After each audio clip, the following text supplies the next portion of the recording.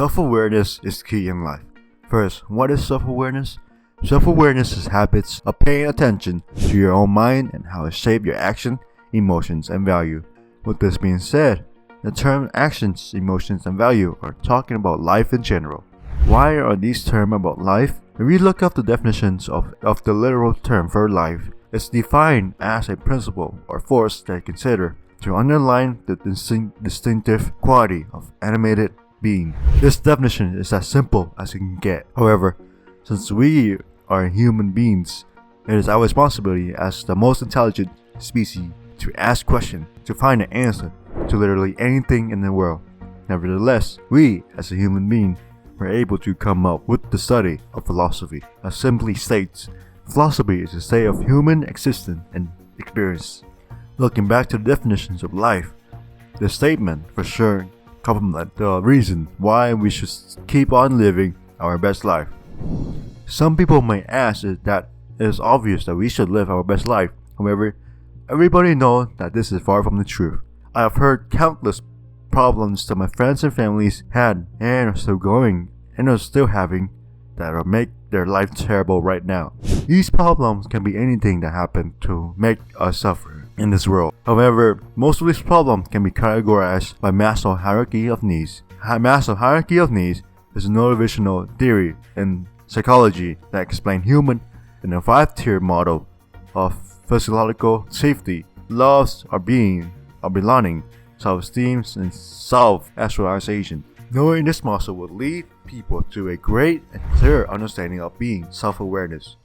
Why is this the case? First, the pyramid of Maslow's hierarchy of needs began with physiological needs. These needs are air, water, fuel, shelter, sleep, clothing, and reproduction. I believe these needs are essential for human existence and survival. When I'm talking about these needs are important for humans to survive, I can't help but feel sympathetic for the people that do not have these needs every day to survive. The reason for this is health and wealth. Why are health and wealth the foundational reasons when many people do not have any of these physiological needs? One reason for this is poverty. Poverty is a state or conditions in which one lacks the financial resources and essential for a certain standard of living. Based on the physiological needs of air, water, shelter, sleep, clothing, and reproduction, people who are in a state of poverty can experience a lack of each. Why is this the case? Let's start with food, water, and air. These 3 needs are the reason why we are still alive today. You pump the blood from the heart to other organs in the body. We need fuel. What are these fuel I am talking about? Just like oil and gas for automotive, we need water to keep our temperature and hydrate our body. We need food for nutrients that the cells of our body need. And we need air so we do not suffocate. Now imagine what would it be like if we were lacking even just one of these needs. This is where poverty hit the mark. When people who are in poverty lack the financial ability to afford food and water. Because of this reason, these people have a higher risk for disease that can also affect their respiratory system or the ability to breathe normally.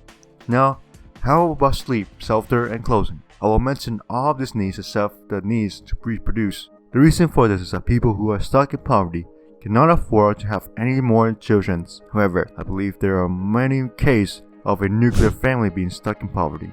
This is one of the worst case scenarios you can be because of the responsibility and suffering that each member will endure when the family household income cannot support the living expenses necessary for the whole family.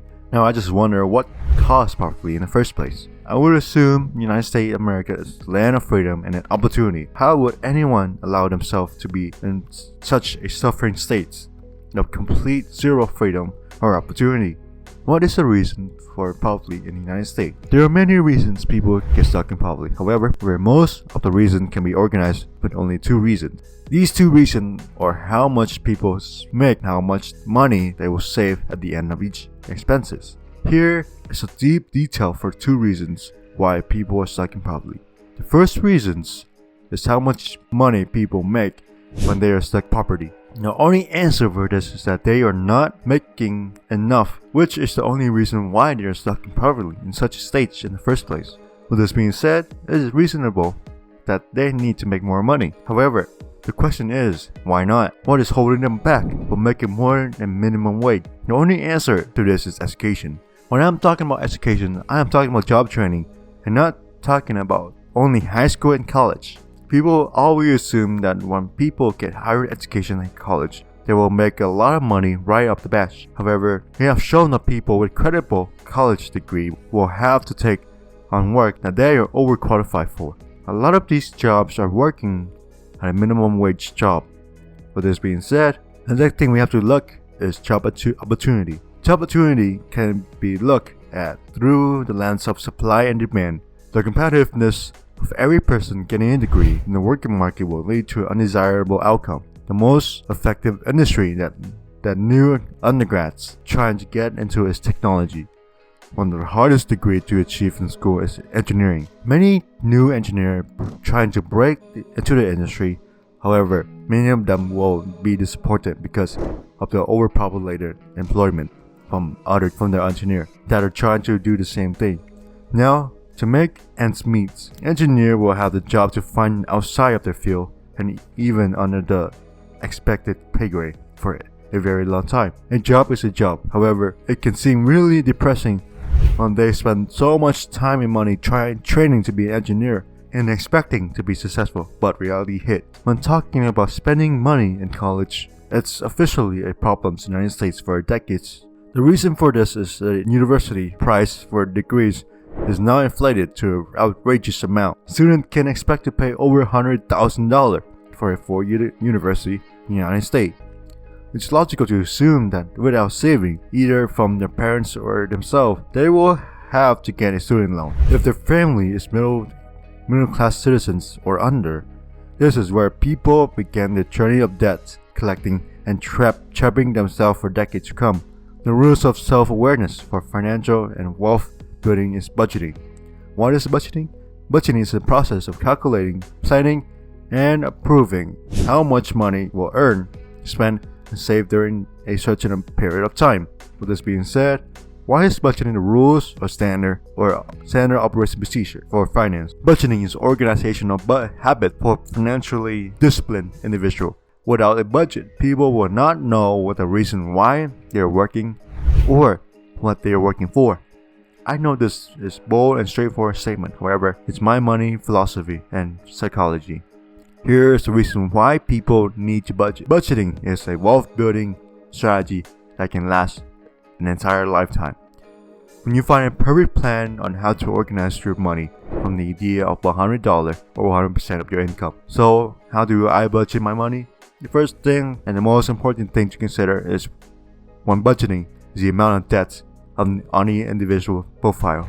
These debt or credit card, mortgage, personal loans, and auto loans. Among these loans, the first loan to get rid of is credit card debts.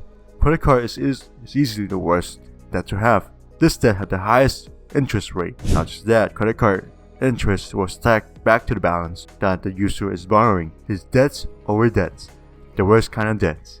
Credit card to me are a double-edged sword. Why do I think this? It's one of the first steps to building wealth. It can also teach you a lot about yourself, hence your budgeting knowledge and skill. With budgeting, credit cards should only replace necessary everyday spending and never be used for emergency. Why is this the case? This is why saving up for emergency fund should be a must in every budgeting strategy. Never use a credit card to buy big items. The idea of buy now pay later is one of the top reasons why people have so much credit card debt. This is why I have a fund and gift fund that I pay myself every month. The idea with these two funds is that I will save 10% for each fund. The emergency fund will not be touched until it's too big to not do anything about it, or if my loved one and I need the money for an expected event.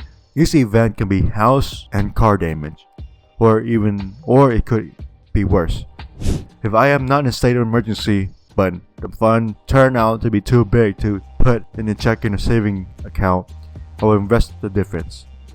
How about the fund and gift account? This account is for big ticket items like planes, tickets, electronic device, and any other similar item. These items have a price range of $300 or more. These items are actually the item that will cause people who will use credit card with money that they do not have. They will end up paying interest each month if they do not pay the huge amounts in full. Next, we will talk about investment. This is how people actually gain their wealth. Budget 20 to 30% of their income each month for their investment profile, an entire account like 401k. A specific detail about investment with self-awareness is that people are emotional. People can be too emotional to react to losses and drop from investment profile. Most of the time, investment profile or stock, businesses, and real estate. Seeing a red drop in stocks or losing customer and businesses can be intense. This is why we need to know our risk tolerance and know how to be patient. Investing is a snowball effect. Why is this the case? What does this mean? This means that the hardest part of investing is the beginning and starting phase of the investment journey. After a decent amount of time, we can earn more money due to big size of the profile. Now, how does self-awareness affect healthiness and fitness? The first thing that we need to measure before even working out and training is the level of fitness that the individual is on. This is a must because of a safety hazard. Why is this the case? First, unfit and overweight people who will do an advanced exercise workout will receive a higher chance of faster dehydration or even worse. We need to test out everyone's strength, endurance, and speed before even working out. Then, just like wealth betting, health and fitness are compound and snowball effect too.